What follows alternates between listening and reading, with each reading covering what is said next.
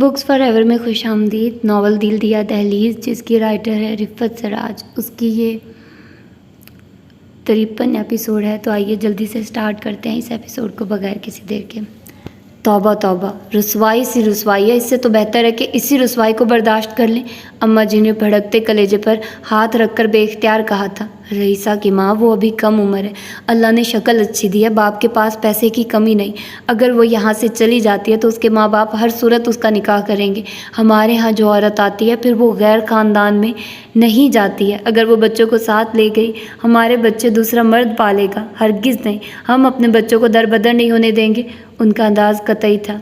دنیا کیا کہے گی، ایک بھائی نے طلاق دی، دوسرے نے نکاح کر لیا، اس مشکل کو سمجھیے۔ اماں جی کی آواز کمزور اور لرز رہی تھی۔ اب کیا مصلحتوں کی خاطر اپنی اولاد کو گوا دیں، کسی غیر مرد کے حوالے کر دیں؟ میں یہ ذلت بھری زندگی نہیں جی سکتی خان صاحب، دعا کرے اللہ میرے پردے ڈھک لے۔ وہ رونے لگی۔ آپ صورتحال سمجھنے کی کوشش کرو رئیسہ کی ماں، بڑا نازک بہت مشکل وقت ہے۔ یہ بڑی شرم کی بات ہے خان صاحب، تیمور بھی اس پر کبھی راضی نہیں ہوگا۔ وہ روتے ہوئے کہہ رہی تھی، یاور کس مشکل میں ڈال دیا ہے تم نے ہمیں، یہ کڑا وقت ہے، اس میں بڑا حوصلہ چاہیے۔ آپ عورتیں بہت چھوٹے دل کی ہوتی ہو، دور تک نہیں دیکھ سکتی، دور تک کی سوچو رئیسہ کی ماں۔ دلاور علی خان نے نرمی سے سمجھایا، نکاح کے بعد ہم اسے سرائے بھیج دیں گے، یہاں رکھیں گے، آپ اس تک ہماری بات پہنچاؤ، اسے اونچ نیچ سمجھاؤ، ساتھ میں یہ بتاؤ کہ ہم اسے اس صورت میں یہاں سے جانے دیں گے جب وہ دوسرا نکاح نہ کرنے کا وعدہ کرے۔ ہر دو صورتوں میں ہم اسے بچے ساتھ لے جانے نہیں دیں گے، بلکہ اسے یقین دلاؤ کہ ہم اس کے ہمدرد ہیں، ہمارے بیٹے نے اسے جو زخم لگایا ہم اس پر مرہم رکھنا چاہتے ہیں، اسے اپنا سمجھتے ہیں، اس کے تحفظ اور بہتری ہی کے لیے یہ سب کرنا چاہتے ہیں۔ وہ مزید گویا ہوئے، میں تو اسے اپنی بیٹی ہی سمجھتی ہوں، اسے اپنی آنکھوں کے سامنے دیکھنا چاہتی ہوں، اسے ایک نظر میں یاور کے لیے پسند کیا تھا، میں کب چاہتی ہوں کہ وہ یہاں سے جائے۔ آپ اسے دیکھیں گے تو پہچان نہیں سکتے، میرا کلیجہ پھٹتا ہے، مجھ سے بات تک نہیں کرتی، میں جاتی ہوں تو سوتی بن جاتی ہے، میرے دکھ کا اسے یقین نہیں آ سکتا، نہ وہ حساب کر سکتی ہے، جب وہ مجھے دیکھ کر منہ موڑتی ہے تو برچھی سی دل پر پڑتی ہے۔ اماں جی کی آواز پر آنسو غالب آ گئے۔ ایک ثانیہ کو دلاور علی خان بھی گمسم سے نظر آئے۔ اگر آپ سے یہ کام نہیں ہو سکتا تو رئیسہ یا عالم تاب سے کہو، وہ بات کرے گی، انہوں نے دوسرا حل بتا دیا۔ بیکار ہے، وہ نہیں مانے گی۔ اماں جی آنکھیں پونچھنے لگی۔ ہم منوا لیں گے، ہم کوئی کھلونا نہیں ہے کہ بیٹے بہو ہم سے کھیلیں، یہی سوچا ہے، یہی ہونا چاہیے، جو بیٹا ہم سے اختلاف کرے وہ جاگیر چھوڑ دے، بہت ہو چکا، یا تو یہ ہو جو ہم نے سوچا، ورنہ کوئی ہم سے تعلق نہ رکھے۔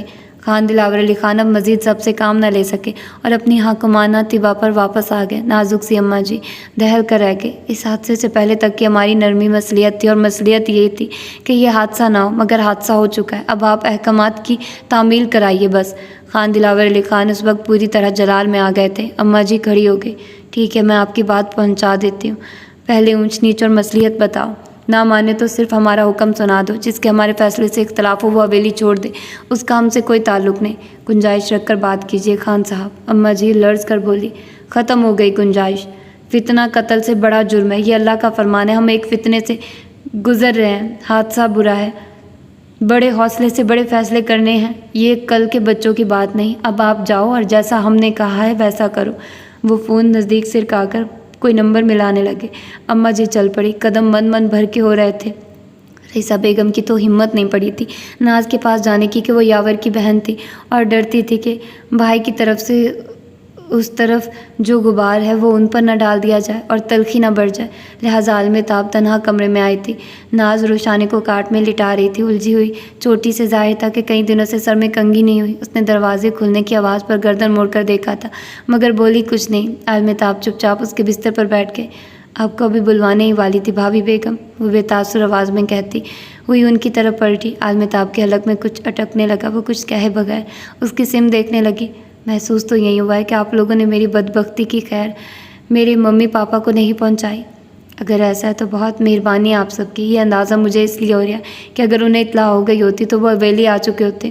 دنیا میں شادیاں بھی ہوتی ہیں، علیحدگیاں بھی ہو جاتی ہیں، مگر یاور نے میرے ساتھ جو شرمناک سلوک کیا ہے، جس طرح مجھے میری نظروں میں گرایا ہے، وہ میں اپنے ماں باپ کو نہیں بتا سکتی۔ کیسے بتاؤں انہیں کہ یہ شخص جس کے گن گاتے آپ لوگ نہیں تھکتے، اتنا صفاق، اتنا خود غرض، اس قدر ظالم، ایک ہرافہ کی اولاد کے اتنے اعتبار बारो यकीन भाभी बेगम, मेरे अंदर एक आग दहक रही है। एक पैगंबर की आली मर्तबत ज़ौजा पर बहतान लगता है तो आसमान से गवाही आ जाती। बाद आइंदा इस किस्म का जुल्म रोकने के लिए साथ ही कानून भी आता है जो हम जैसी कमतर और बेमकाम औरतों के लिए होता है। मगर कौन लेता है इस कानून से काम?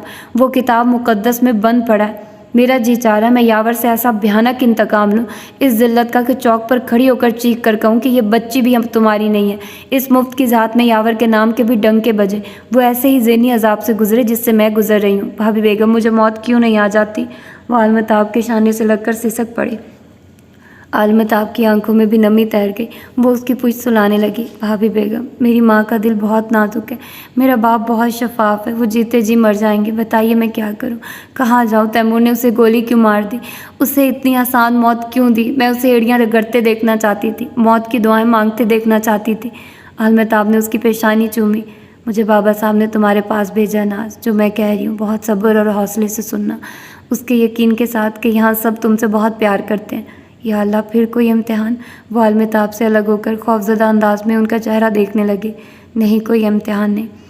बाबा साहब बच्चों के मफादात सामने रखकर एक फ़ैसला किया कि तुम्हारा निकाह। भाभी बेगम, हद हो गई।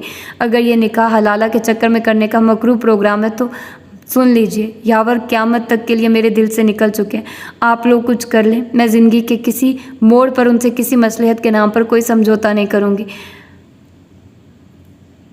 अगर मुझ पर डिक्टेटरशिप अप्लाई की गई तो मैं ख़ुदकुशी कर लूँगी। मैं शरफा की औलाद हूँ, बाज़ार का माल नहीं हूँ। बात तो पूरी सुन लो, आलमताब ने उसका हाथ थाम कर मुलायमियत से कहा। अगर इससे हटकर है तो सुनाइए। अगर इस तरह की कोई मनसूबा बंदी है तो मुझे कुछ नहीं सुनना, वो ज़िद्दी अंदाज में बोली। आलमताब ने उसके जर्द और वीरान चेहरे को बगौर देखा और ठंडी सांस भरी। यावर बहुत कट्टर और कतई किस्म का इंसान है। सवाल ही पैदा नहीं होता कि वो कभी अपने फ़ैसले पर पछताए। लिहाजा इस तरह की बात ना हमने सोची ना तुम सोचो। नाज़नीन ने अपनी शफाफ हसीन आंखें हैरत से उनके चेहरे पर जमा दी। जैसे कह रही हूँ, फिर बाबा साहब का ख्याल है अगर तुम अपने वालिदैन के पास चली गई तो वो ज़रूर तुम्हारी दूसरी शादी कर देंगे। और हमारे वारसों की माँ गैर ख़ानदान में नहीं जाती, ख्वाह बेवा हुई या तलाक याफ्ता। जो औरत जागीर में दाखिल हो जाती है फिर उस पर किसी और ख़ानदान का हक़ नहीं रहता। तैमूर की बीवी अंग्रेज़ है, वो वहीं रहेगी। तैमूर दूसरी बीवी यहाँ रख सकता है। बात बहुत मुश्किल थी और बड़ी मुश्किल से कही गई थी। आलमताब तो जैसे धमाके करके अपनी जगह सहम कर रह गई थी। उनकी झुकी नज़रों का उठना मुहाल था। उन्हें तवील होती खामोशी से खौफ सा आने लगा, मगर आवाज़ फिर भी ना निकली। उन्हें अंदाज़ा था कि वो क्या कह चुकी हैं, कि नस्लों के वक्त इस तूफ़ान की जद में उठ रहे हैं। नाज़नीन ने ना नज़रें उठाई न सर, अपनी हथेलियों को गौर से देखती रही। आपको अंदाज़ा है भाभी बेगम आप क्या कह गई हैं? आखिर खामोशी टूट गई। नाज़नीन का लहजा बिल्कुल सपाट था। आलमताब जवाब में खामोश रही। एक मरतबा फिर दोनों के दरमियान खामोशी हाल हो गई। अभी मुझे कुछ मरहले तय करना है, आप लोग इंतज़ार करें, उसने बहुत सुकून से कहा। आलमताब ने कमाल हैरत से उसकी सिम देखा। उनका तो ख्याल था कि एक तूफ़ान उठ खड़ा होगा, वो जाने क्या क्या बोलेगी, लिहाज अदब की हर मंजिल तय कर जाएगी। मगर उसके सुकून ने तो उन्हें परेशान कर दिया। वो फ़ौरन उठ खड़ी हुई जैसे कुछ हुआ नहीं तो हो जाने का डर हो। एक लफ्ज़ मुँह से निकाले बगैर वो बड़ी तेज़ी से कमरे से बाहर चली गई थी। वो कहीं बार रुशाने को गोद में उठाकर कमरे से बाहर तो निकली, मगर फिर दोबारा वापस आ गई। ऐसी इज़तरारी कैफियत थी जिसमें इंसान को खुद अंदाज़ा नहीं होता कि वो क्या चाहता है। चल लम्हों बाद जैसे वो किसी नतीजे पर पहुंच गए और रुशाने को काट में लिटाकर हॉल की सिमत आई और दरवाजे से अंदर झांका। कोई मुलाजमा नज़र नहीं आई। वो वहाँ से दालान की तरफ बढ़ी। वहाँ रूपा देवी फ़र्श धोती नज़र आ गई। रूपा, उसने अपनी तमाम मुंतशिर कुव्वत को इकट्ठा करके आवाज़ दी। अपनी धुन में मगन रूपा देवी ने चौंक कर इधर उधर देखा, फिर नाज़नीन को देखकर झाड़ू फेंककर दौड़ी आई। कितने अरसे बाद उसने नाज़नीन को पहले जैसी बेतकल्लुफ़ हालत में देखा था।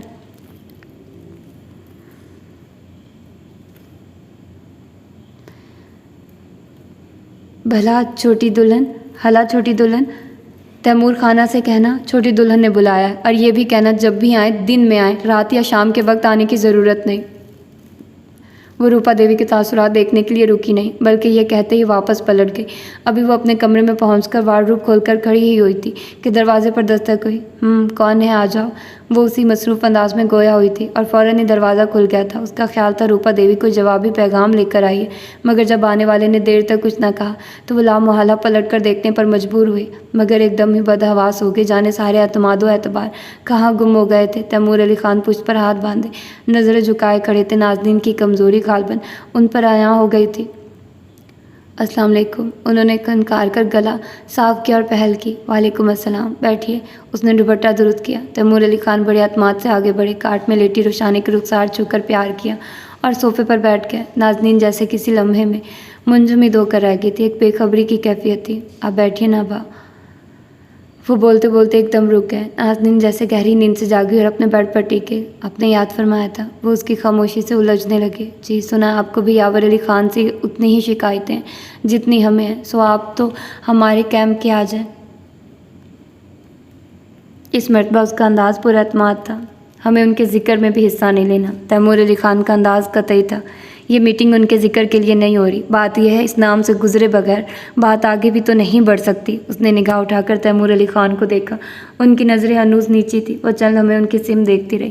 وہ اس کی نظریں محسوس کر رہے تھے، اس لیے نظر اٹھا نہیں رہے تھے کہ نگاہ ملانے کا مرحلہ بہت اذیت ناک تھا۔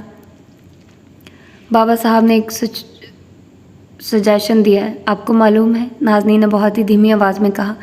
تیمور علی خان گویا سناٹے میں رہ گئے۔ ان کے وہم و گمان میں بھی نہیں تھا کہ وہ اس موضوع پر براہ راست بات کرے گی۔ وہ لب بستہ سے بیٹھے رہ گئے۔ میرے خیال میں بہت ہی مناسب حل نکالا ہے انہوں نے اس کرائسس کا۔ آپ کا کیا خیال ہے؟ وہ نارمل انداز میں بولی۔ ہمارا خیال ہے اب تو حویلی میں دور دور تک مذاق کا ماحول نہیں ہے۔ ان کا انداز اس مرتبہ قدرے تیکھا اور برا منانے والا تھا۔ میرا خیال ہے نکاح شادی کی باتیں مذاق میں صرف پاگل ہی کرتے ہوں گے۔ میرے اس عظیم نقصان میں آپ کا برابر کا حصہ ہے۔ میری زندگی کے اگلے مرحلے آپ کے نام، آپ کی ذات کے ذکر کے بغیر کیسے طے ہو سکتے ہیں؟ اس کے لہجے میں بھی طوفان کے آثار جھلکنے لگے۔ لیکن ہم قسم کھا سکتے ہیں کہ ہم نے کبھی آپ کو نقصان پہنچانے کا تصور تک نہیں کیا، نہ کر سکتے ہیں۔ وہ ایک دم اجنبی محسوس ہونے لگے۔ تو پھر میرے بارے میں بھی قسم کھائیے کہ میں نے کبھی کسی کو نقصان پہنچانے کا نہ کبھی پلان بنایا، نہ عملاً کچھ کیا۔ وہ جیسے پھٹ پڑی۔ تیمور علی خان یکدم خاموش سے ہو کر رہ گئے۔ پھر اس مسئلے کا صرف یہی تو حل نہیں ہے؟ مسئلہ تو کسی کے لیے ہے ہی نہیں، مسئلہ تو ہے ہی صرف میرا، حل بھی مجھے چاہیے۔ حویلی کے ہر فرد کی اپنی اپنی ایک محفوظ اور لگی بندی زندگی ہے۔ کچھ عرصہ میرے نقصان پر سب ماتم کر کے پھر مگن ہو جائیں گے۔ آپ لندن تشریف لے جائیں گے، وہاں آپ کی اپنی ایک الگ زندگی شروع ہو جائے گی۔ میں حویلی سے صرف راشن پانی پاتی رہوں گی اور گاہے گاہے میرے ذکر خیر سے محفلوں میں رونق ہو جایا کرے گی۔ یہ ہمیں میری باقی ماندہ زندگی کا نقشہ۔ وہ تلخی سے ان کی بات کاٹ کر ایک تسلسل سے بولی، ایسا بھی نہیں ہے، آپ کی زندگی بھی نئے موڑ سے شروع ہو سکتی ہے۔ اب سے پہلے ایسا بہت ہوا ہے، یہ روئے زمین کا نیا واقعہ نہیں ہے۔ دوسری شادی کسی اور سے آپ کی بھی ہو سکتی ہے۔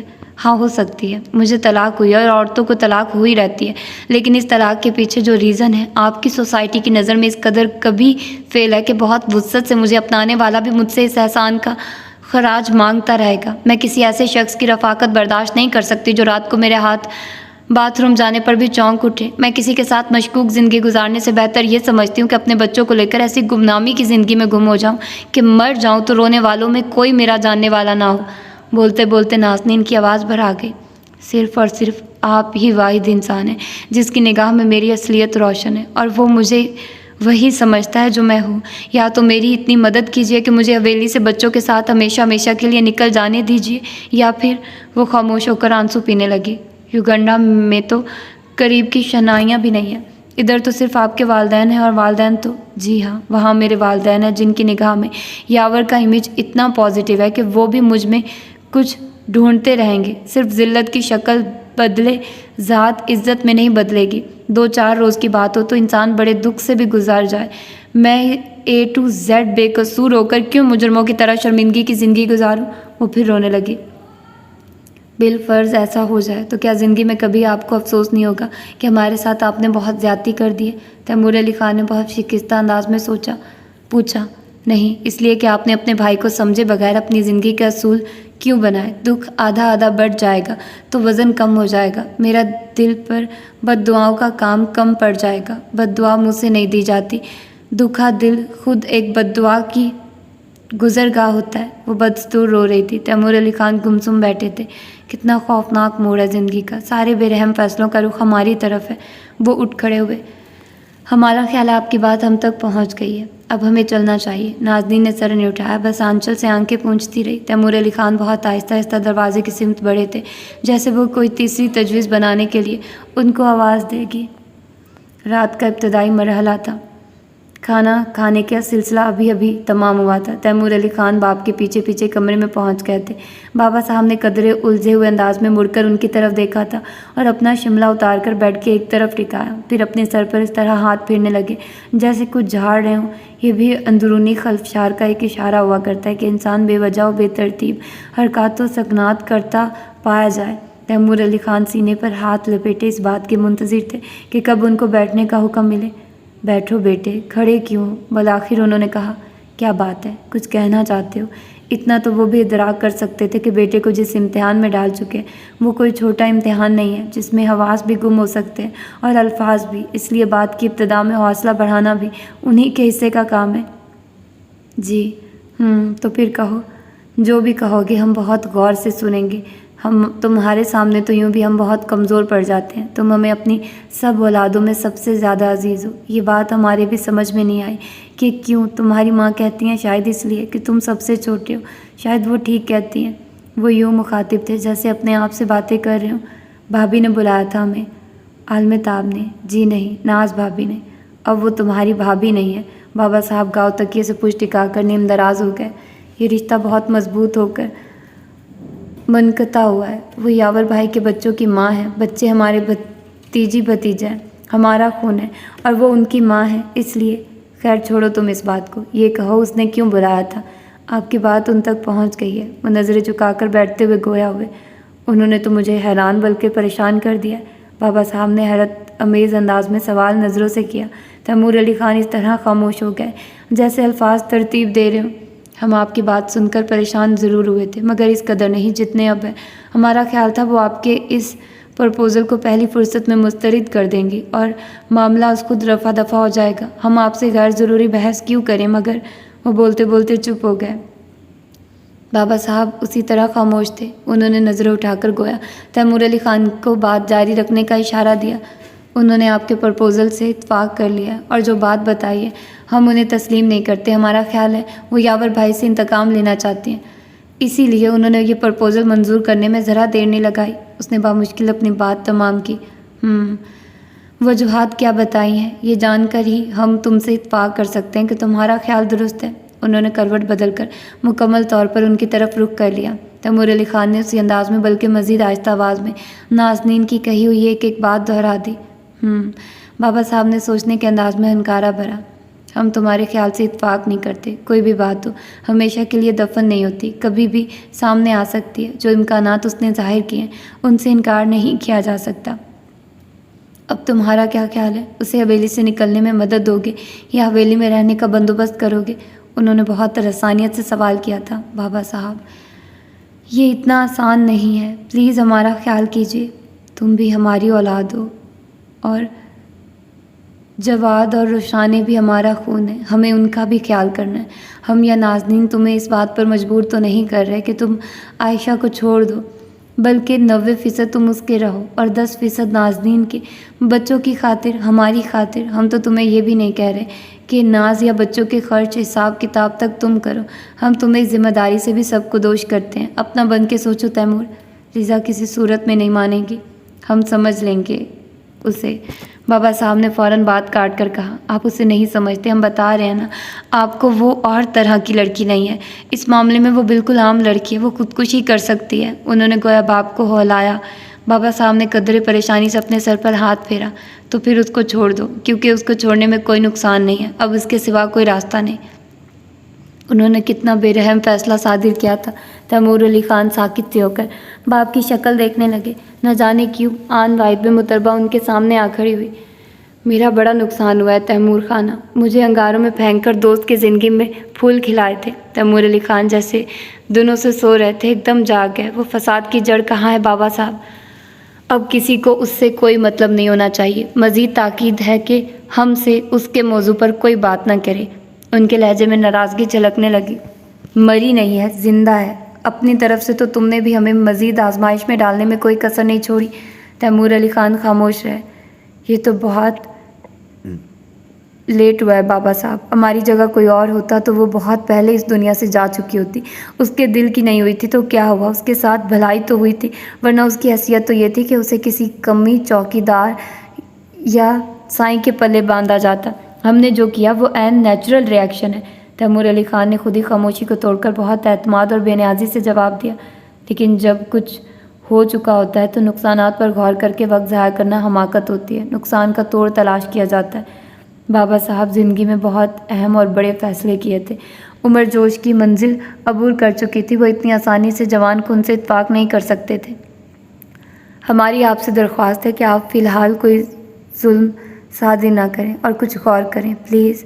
انہوں نے ضد چوک کر استدعا کا انداز اختیار کیا۔